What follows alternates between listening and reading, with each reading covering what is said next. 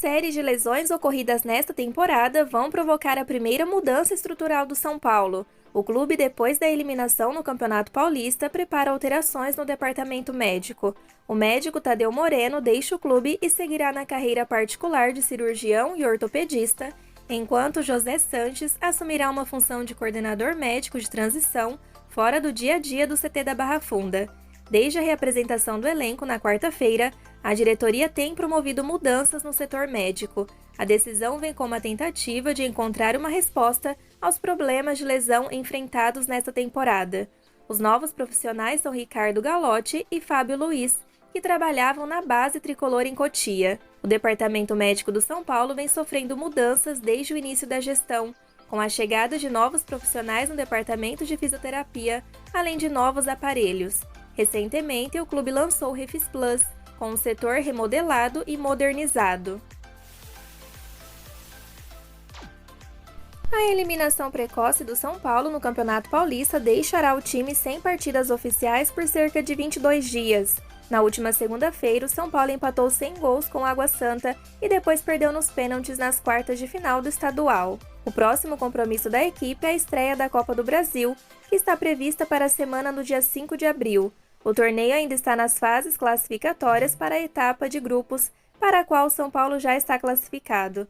Por isso, ainda não sabe quem serão os adversários tricolores e as datas das partidas. Antes disso, há duas datas importantes para o São Paulo nesse primeiro semestre. No dia 4 de abril, encerra-se a primeira janela de transferências para a temporada, limite para a contratação de jogadores. Quem for contratado depois disso não poderá disputar a fase de grupos da Sul-Americana, quase todo o primeiro turno do Brasileiro e nem a terceira fase e as oitavas de final da Copa do Brasil. A próxima janela será aberta apenas em 3 de julho. O planejamento para a Copa Sul-Americana, que se tornou prioridade do São Paulo no ano passado, é um pouco mais apertado. O torneio permite a inscrição de jogadores até o dia 1 de abril. Depois disso, os clubes podem apenas regularizar a documentação de jogadores já inscritos até a véspera da terceira rodada. Uma semana depois da estreia no torneio continental, o São Paulo deve jogar a partida de ida da terceira fase da Copa do Brasil contra adversário ainda indefinido. O duelo está previsto para a semana do dia 12 de abril. A última competição em que o São Paulo vai estrear é o Brasileiro. A primeira rodada será no fim de semana de 16 de abril e o time enfrenta o Botafogo fora de casa. O Coritiba foi procurado por Corinthians, São Paulo e Santos para a disputa de amistosos antes do início do Campeonato Brasileiro. Os 4 times estão sem calendário nas próximas semanas por conta das eliminações nos campeonatos estaduais. A conversa ainda é inicial entre os clubes, mas as partes já discutem o formato dos jogos e onde serão disputados. Por conta do gramado do Couto Pereira, existe a possibilidade de as partidas acontecerem em São Paulo, mas não está descartada a possibilidade de um amistoso na capital paranaense. Antes do início do Brasileirão, as equipes terão pela frente a terceira fase da Copa do Brasil. Os jogos de ida estão previstos para os dias 11, 12 ou 13 de abril. Já o Corinthians pode entrar em campo no dia 5 de abril pela abertura da fase de grupos. O sorteio será realizado no dia 27 de março. O Coritiba foi eliminado nas quartas de final do Paranaense para o Cascavel. O Corinthians e o São Paulo caíram na mesma fase do Paulista, parando no Ituano e no Água Santa, respectivamente. Já o Santos saiu na primeira fase do estadual. O elenco do São Paulo se reapresentou na última quarta-feira, dia 15, no CT da Barra Funda, após a participação no Campeonato Paulista de 2023. Os atletas que atuaram por mais tempo contra o Água Santa fizeram um trabalho no gramado e seguiram para a academia, enquanto os demais ficaram durante todo o tempo no campo em atividades físicas, comandadas pelos preparadores físicos. Já Igor Vinícius foi submetido a uma cirurgia ontem por causa de uma pubalgia. O lateral direito do São Paulo vinha tratando o problema há algumas semanas, porém sem sucesso acabou tendo de ser operado.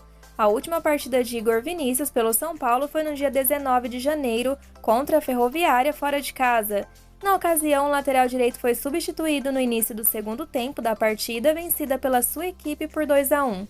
Igor Vinícius é o lateral direito titular do São Paulo, mas desde que passou a sofrer com problemas no pubis, acabou abrindo espaço para opções que até então não tinham qualquer perspectiva de jogar no clube, casos de Orejuela e Natan, que estava emprestado ao Coritiba e retornou ao tricolor após a solicitação da diretoria.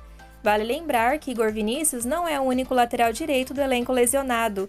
O experiente Rafinha se recupera de uma entorse no tornozelo esquerdo, sofrida no clássico contra o Palmeiras no Allianz Parque pela fase de grupos do Campeonato Paulista.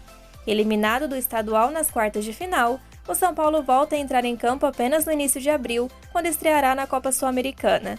O clube também disputará o Campeonato Brasileiro e a Copa do Brasil em 2023, como eu já disse em notícias anteriores. O São Paulo foi a Salvador para enfrentar o Bahia em disputa pela terceira rodada do Campeonato Brasileiro. Na tarde da última quarta-feira, dia 15, os garotos foram superados pelo rival por 2-1. O tricolor paulista saiu na frente. Aos 27 minutos, William fez grande jogada pela esquerda e cruzou com perfeição para a área. Brito se antecipou aos zagueiros e marcou em um cabeceio certeiro. 10 minutos depois, porém, o Bahia empatou em cobrança de pênalti. No reinício da partida, William quase marcou após jogada de velocidade dos São Paulinos, mas o goleiro fez grande defesa com os pés. Apesar de chegar bastante ao ataque, o tricolor não conseguiu finalizações claras e sofreu o segundo gol aos 36. O São Paulo terá uma semana para se preparar para o próximo compromisso no Brasileiro, que será na quinta-feira, dia 23, às 15 horas em Cotia, contra o Atlético Goianiense. A base sub-20 feminina do São Paulo estreou no Campeonato Brasileiro nesta última quarta-feira e venceu por 3-1. A próxima partida agora é São Paulo e Juventude na quarta-feira, dia 22, às 15 horas no CFA Laudo Natel. A seleção brasileira vai estrear nas eliminatórias para a Copa do Mundo de 2026 contra a Bolívia em setembro como mandante. Depois, no mesmo mês, enfrentará o Peru fora de casa. A Conmebol anunciou na última quarta-feira, dia 15, a tabela completa do torneio classificatório para o próximo Mundial, que será disputado nos Estados Unidos, Canadá e México. O formato, que poderia sofrer alterações por causa da quantidade de vagas para a próxima Copa, será o mesmo.